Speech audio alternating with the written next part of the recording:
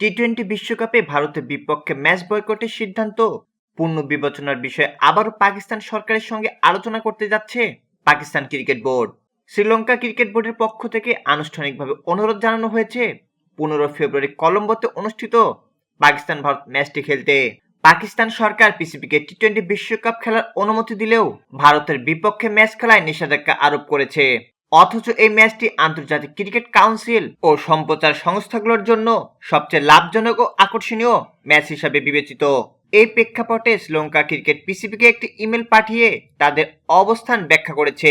ইমেলে বলা হয়েছে 15 ফেব্রুয়ারি এই বহুল আলোচিত ম্যাচটি না হলে শ্রীলঙ্কা ক্রিকেট বড় ধরনের আর্থিক ক্ষতির মুখে পড়বে। টিকিট বিক্রি, আতিথেয়তা ও বাণিজ্যিক আয় থেকে প্রত্যাশিত রাজস্ব হারানোর পাশাপাশি দ্বীপদেশে আয়োজিত বিশ্বকাপের ভাবমূর্তিও ক্ষতিগ্রস্ত হবে। বর্তমানে পাকিস্তান দল কলম্বো ও পাল্লেকেতে তাদের সব ম্যাচ খেলছে।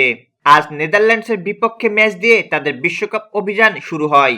পাকিস্তান ও শ্রীলঙ্কার মধ্যে সরকার ও ক্রিকেট উভয় পর্যায়েই দীর্ঘদিনের ঘনিষ্ঠ ও বন্ধুত্বপূর্ণ সম্পর্ক রয়েছে। ফলে শ্রীলঙ্কা ক্রিকেট বোর্ডের অনুরোধ উপেক্ষা করার সুযোগ নেই। পাকিস্তান ভারত ম্যাচটি না হলে শ্রীলঙ্কা ক্রিকেট বোর্ড বড় অঙ্কের রাজস্ব হারাবে। মহসিন নাকভি বর্তমানে পাকিস্তানের বাইরে অবস্থান করছেন। আজ দেশে ফেরার কথা রয়েছে। দেশে ফিরে তিনি ভারতের বিপক্ষে ম্যাচ বয়কট প্রত্যাহারের বিষয়টি প্রধানমন্ত্রীকে অবহিত করবেন। আগামী সোমবারের মধ্যে এ বিষয়ে চূড়ান্ত সিদ্ধান্ত আসতে পারে।